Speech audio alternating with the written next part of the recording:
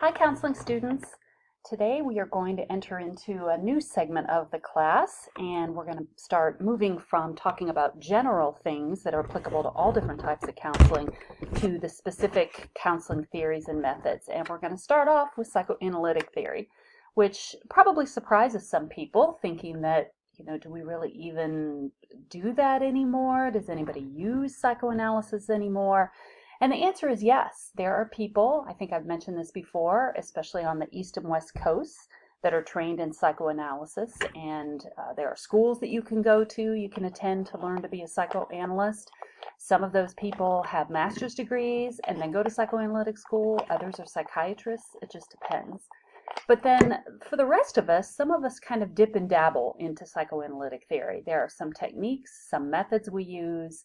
I don't know that anybody but a strict psychoanalyst really buys into all of the theory and uses that, but some of the techniques that Freud pioneered are still very important to many of us. So let me just mention a couple of things here to start off with on how we can give Freud some credit. So it's not a major theory in counseling, as I just mentioned, and part of it is because he was a physician, and so a lot of his ideas and theories came from medicine, and in counseling, obviously, we look more at environmental causes.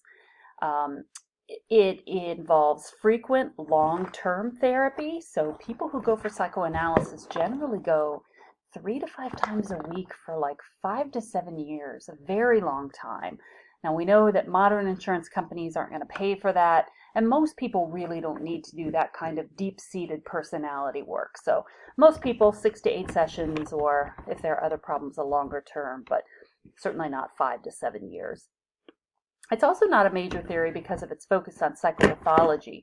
As we talked about at the beginning of the semester, the values behind counseling are growth and optimism and looking for strengths, and that is really different than Freud. Freud was basically, let's find what's wrong and we'll fix it, and I'm going to fix it for you. That was kind of Freud's mentality for the most part. Now, Freud started publishing his ideas right around the turn of the century. In 1900, his seminal book, The Interpretation of Dreams, was published, and part of that during that time is he really formalized therapy. Prior to this, when people had emotional problems, they would talk to their priest or their pastor or maybe their physician, but with his discovery of hypnosis, he really formalized the beginnings of therapy. And that picture on the preceding slide, let me go back a minute. This picture is one of my favorite ones of Freud.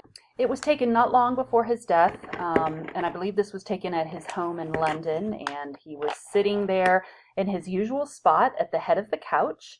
Let me go back to this slide. Now, I had the fortune 3 years ago, of visiting London and got to see his house where he moved after basically fleeing from the Nazis, where he lived and ended up dying. And this was a picture that I actually took in his room. So this is his famous couch. Here, the green chair is where he would sit, and patients would lie down on this couch, and he would analyze them. So it was just really an incredible experience to see that, but that was essentially how his therapy worked. Okay, let me go back. So he called his therapy the talking cure. He discovered it, thought about it after watching a couple of hypnosis demonstrations and discovering that these women who have what we now call conversion disorder, at the time they called it hysteria, they would remember all these horrible things that happened when they were younger, and then their symptoms would disappear. And so he thought there's something about the nervous system, something about the brain that's holding back these things. And when people talk about it, they just are able to get better. And so hence the term the talking cure was coined. Now, no matter what you think of Freud, and I happen to like Freud, I don't agree with all his ideas, but I think he was just brilliant. Who could possibly think of all these things? And I absolutely acknowledge that his ideas were really sexist. He appeared to be misogynistic. I do get all that, but I think his ideas were really interesting. But we do have to give him credit, first of all, for basically being the first to discover the access problem, as we talked about last time. So this is a common factor that we have discussed that we have to attribute to Freud. So, for example, intellectual knowledge of a problem is not enough to produce change. As I think the example I mentioned is that just knowing that, okay, this test is going to be okay, even if I don't do well, my grade's going to be all right, that's not enough to decrease your worry. So the lack of awareness and non-conscious processes really were key. So Freud alerted us to that. Freud also alerted us to how much childhood experiences can have a significant impact on adult behavior. That you're not going to meet, not every therapist is going to go plundering back into your childhood and talk about a bunch of things, but it's absolutely true that the experiences you have as a child affect you as an adult. So in order to understand his theory of counseling, his theory of therapy, we have to understand just a little bit about his abnormal personality development. I'm not going to go back all through everything you may have learned in intro or personality, but I do just want to hit a couple of important things that are critical for understanding his counseling theory. First of all, people have problems when the personality structures fail to work together. So if we do a quick review of id, ego, and superego, remember the id is the hedonistic, selfish part of our personality. The ego is the reasonable, problem-solving part of our personality. And then the superego is the morals and our conscience, the part that tells us whether we've done something right or wrong. So this picture over here is a good depiction of how they work together. The id says, I want it now. So let's say you've had a full dinner and you are stuffed, but then they bring out dessert. And your id says, oh, just go ahead and eat it. Who cares if it's bad for you? And who cares if you've already had a full meal? Your ego, the planning part, the problem-solving part would say, you know what, why don't you just wait an hour or two? Wait till some of your food digests and then you won't feel so bad. And the superego, the morals or the conscious, says, you know what, you don't need that. You already have had plenty of food and there are lots of people who don't even get what you've had. So our superego makes us feel good when we've done something good, and it makes us feel bad when we've done something bad. These personality structures ideally work together all the time, but they don't always. And when they don't, that's when we have problems. So if our id is too strong, for example, that could lead to problems. This is going to be a person that may be aggressive, impulsive, people who have antisocial personality disorder or hedonists. They basically don't care about anything but their needs and their desires. And obviously we can't survive in a society like that. It just doesn't work. Now in conjunction like that, sometimes we can have problems when the ego is too weak. This happens when we overuse our defense mechanisms. So anything that could get you in trouble, if the ego is unable to channel it in a socially acceptable way, the defense mechanisms arise, for example. So we've talked, well, we haven't in this class, but you've probably heard of things like denial and rationalization, reaction formation. Any of those defense mechanisms can be symbolic. And then for the third thing is that the superego is too strong. If our superego is too strong. So these are people that end up sometimes having problems with obsessions or compulsions. They are perfectionistic. They may be paranoid or inflexible. They may just tend to hold a lot of guilt in and feel depressed. So these are people that just feel bad all the time for the most part. Now, I'm not talking about specific psychological disorders here, but if any of these three things go awry, the person's going to have some issues. So when the personality structures fail to work together, that's the first way people can get in trouble psychologically. The second way is if they become fixated at a particular psychological stage. So remember the oral, anal, phallic, etc. So as an example, if a person becomes fixated at the anal stage, they may develop what we call an anal retentive personality. So this is a person that is stingy and stubborn and overly clean and fussy. So that would just be an example. And really any psychosexual stage a person can be fixated at. And I'm not going to go into any more detail about that because I really want to talk about the counseling and what we do about it. So let's move on to the theory of behavior change that we use. The main goal of psychoanalysis is to move material that is at an unconscious level, so that's material that the client isn't even aware of, to a conscious level, up to conscious awareness. And there's several techniques that are used to do that. We'll talk about those. But in order to change your behavior, people need a conscious understanding of our behavior causes. So counseling tries to move that, help us understand it, help us talk about it. So let's talk about some of the techniques that are used for that. The first one that we'll start with, just talk a little bit about what classic psychoanalysis is all about. And I mentioned this, you go multiple times a week for a long period of time. And this is usually most appropriate for people who really want to do some deep personality analysis. If you're struggling with depression or some other kinds of emotional issues, this is probably not going to be necessary. It may be overkill. So just something to think about with classic psychoanalysis. A couple of techniques. The first one is hypnosis. Now, this is what Freud basically founded psychoanalysis on. This is a picture of, I think it's supposed to depict Joseph Breuer, who was a famous hypnotist and a doctor at the time, and Freud observed him hypnotizing these women, and then when they were hypnotized, they remembered all these horrible things from their childhood, and then when they came out of the hypnosis, they were feeling a lot better. The thing about hypnosis is that Freud abandoned it early. He used it early in his career, and even though it sounds like a good answer to bringing up and remembering unconscious material, it really had a lot of problems. Think of it this way. If we hypnotize a client and they remember these things that happened, and then we bring them out of hypnosis, they're not going to remember the things that they remembered when they were under hypnosis. So it's kind of like giving somebody a drug to help them remember things, but then they're not going to remember when they are not under the influence of the drug. So it might have worked at the time for hysteria and conversion disorder, but it didn't really work for a whole lot of other things. So that was one of the biggest problems with hypnosis. Okay, some other techniques.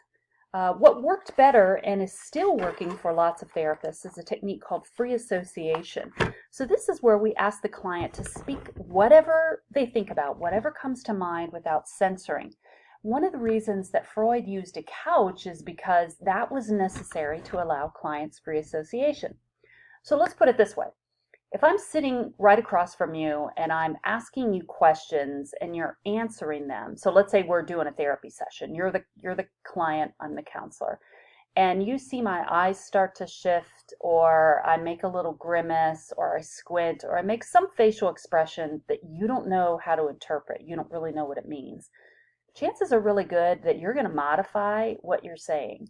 We don't want that. In free association, we want you to say whatever comes to mind without screaming it at all. So if I have you lay down on a couch and I sit behind you, you can't see my face when you're talking. So you can say whatever you want. I can make whatever faces I want and you're not going to know. So you're not going to screen what you're saying. And that's why classical psychoanalysis used and continues to use the chair kind of at the end of the couch model because it facilitates free association. So we can have clients either just, we could start off a session by saying, well, tell me what's on your mind and just let them start talking. Or we could ask specific questions. But mostly what we're doing is we're looking for emotional associations. When we do word associations with clients, we say a word and then we ask them to report or reply with whatever comes to mind first without screaming anything. And again, this is much easier done if it's done on a couch.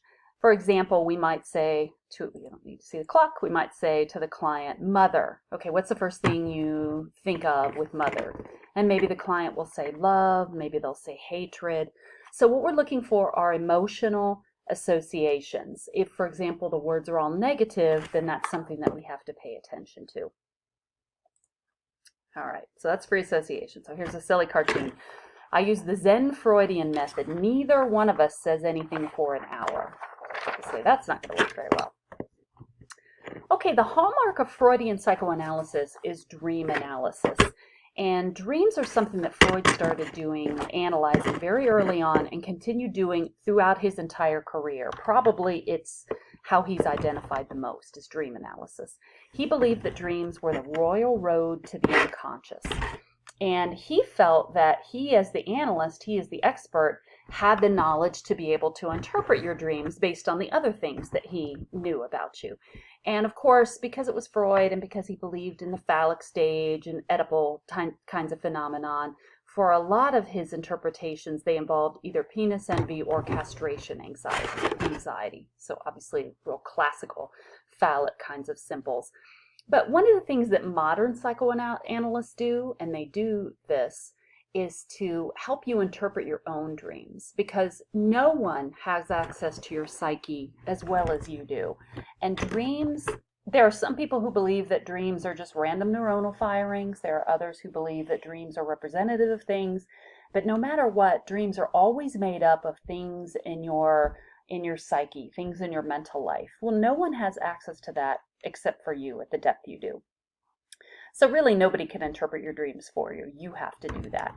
You could get some guidance from an analyst, and that's what current analysts do, but really you are the person that does this. And I have a technique, a pretty good technique for analyzing dreams that I will try to get to later on this semester. It's really a pretty good one. Okay, a couple other things, concepts, techniques that are used in psychoanalytic therapy. Transference is one, and I know we've talked about transference. I want to say just another word or two about transference. Remember, transference are feelings that are projected from the client onto the counselor, and they're usually feelings that are coming from an earlier relationship somehow. So maybe you remind the client of their mother, and so they behave towards you in a way that resembles how they behaved toward their mother. So classical psychoanalysis says that in every counseling relationship, transference is present. It's always there, and it needs to be analyzed in order to help the client.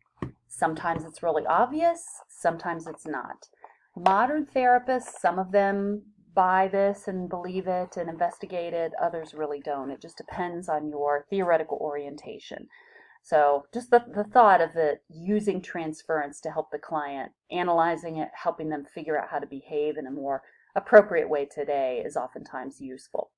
So I want to do a little exercise here with you, and if I was there, I would have you write this, but I'm just going to have you think about it. I want you to think about somebody that you have a close relationship with, and it could be a family member, it could be a friend, it could be a romantic partner. It really just doesn't matter. Somebody that you have a close relationship to. And then I would like you to think about some aspect of their personality that you have a strong reaction to. It could be a positive reaction, it could be a negative reaction. And I'd like for it to be more than just a habit. Like if a person is always tapping their fingers or does something a certain way, that's just a habit. But think about some part of their personality you have a strong reaction to, like maybe they're really bossy or something. So just take a minute and think about that. Now I'd like you to think about how you would describe that personality aspect, and then how you tend to react to that person when they do that or when they behave that way. So what are your thoughts? What are your feelings? What are your behaviors? So what is that personality aspect, and how do you react to it? Then what I want you to do, now I'm hoping that you will stop this video and think about this as we go through, but I'm going to keep going just to explain it to you. Then I want you to think about your parents and think about whether that personality aspect you're reacting strongly to reminds you of something that went on with one of your parents or one of the people that raised you. So maybe you have a friend that gets very defensive when somebody says something they take as criticism, and that really, really bothers you. And you start thinking about it, and maybe that's how your dad behaved, perhaps. So what's really happening here is that you see that friend, that other person, is being perhaps like what you wish your parent could have been like. Now this is holding true more for positive personality characteristics, but it also can hold true for negative personality characteristics, because what we're really trying to do is that you have chosen someone to befriend or have a close relationship with whom you are recreating an old parental relationship. So the theory here is that we unconsciously choose people to be in relationships with who remind us of something about our parents. And then in that new relationship with this friend, we try to correct either our responses or the parent's behavior, the person's behavior. So if your parent really did something to hurt you and you pick a friend who does something similar, you may try and behave in a different way to change that or change your response. So it's a way of, remember we talked about kind of redoing old ways of behaving and old ways of responding. It's very similar to that. So that's just kind of a little exercise that can help demonstrate the power of transference. Okay, so those are the basic techniques that are used in psychoanalysis. And what I would like to end with, the last thing I want to talk about here, is how we can use psychoanalytic theory in a more contemporary way. And the theory I'm going to draw from is older. It's called transactional analysis, or TA for short, and was invented by a psychiatrist named Eric Berne in the 1950s. There's a picture of him. Transactional analysis takes the idea of the id and the ego and the superego and turns it into a more, I think, understandable way. You know, a lot of people have heard id, ego, and superego, but if you were to say to one of your clients now something about id, ego, superego, most people don't understand that unless they've studied psychology. So Berne turned it into something that he called ego states. And he derived these 3 observable ego states that all interact together. They make a lot of sense, and they have a lot to do with our behavior.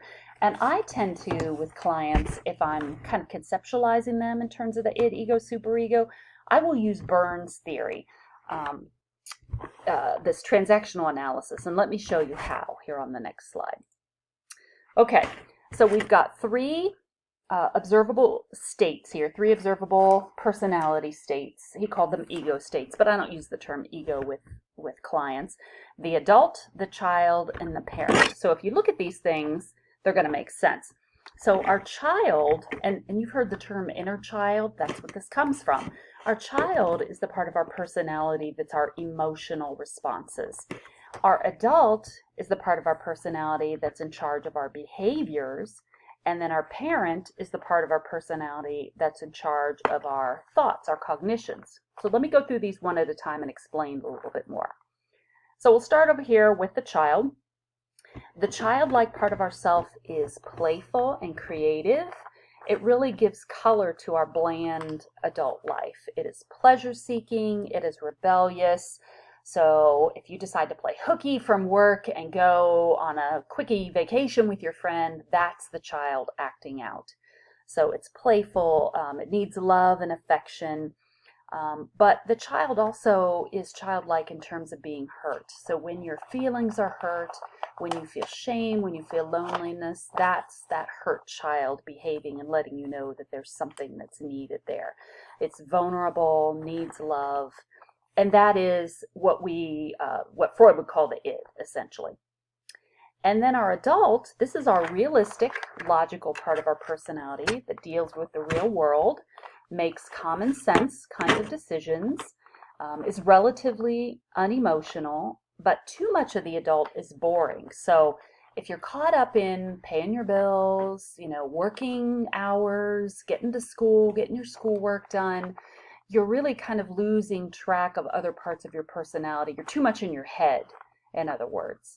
So the adult would be the ego part of our personality, the practical and the problem solving. It's kind of dry, kind of boring.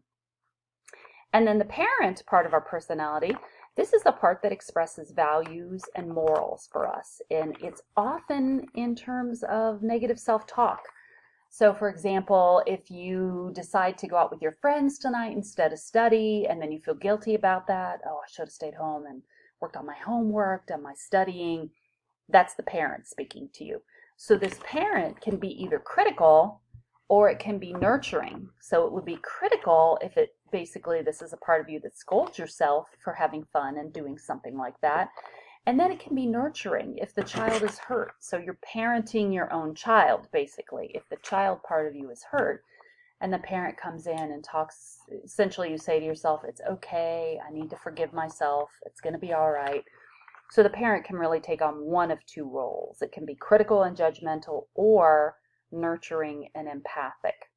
So sometimes for clients, I will draw this out, because if I think they have a problem that I could conceptualize this way, which is a lot of the time, many people's problems can be conceptualized this way, I'll draw this out and show them how you don't necessarily need someone else's approval. You can parent your own child, basically, or you can be an adult to your own child. This teaches people to take care of their own emotional needs to some extent, to self-soothe, to do what we call self-regulate, and we teach them to balance that out. We teach a person that if they're unhappy in their life, it might be because they're not paying enough attention to the needs that their child has. So I find that, just on a more personal note, when I draw this out for clients, it makes a lot of intuitive sense to them. Ego and superego doesn't make any sense, but this really does. A lot of people can identify with this model. So that's just a contemporary way that we can use psychoanalytic theory, and we will resume next time. We'll be talking about humanistic theory.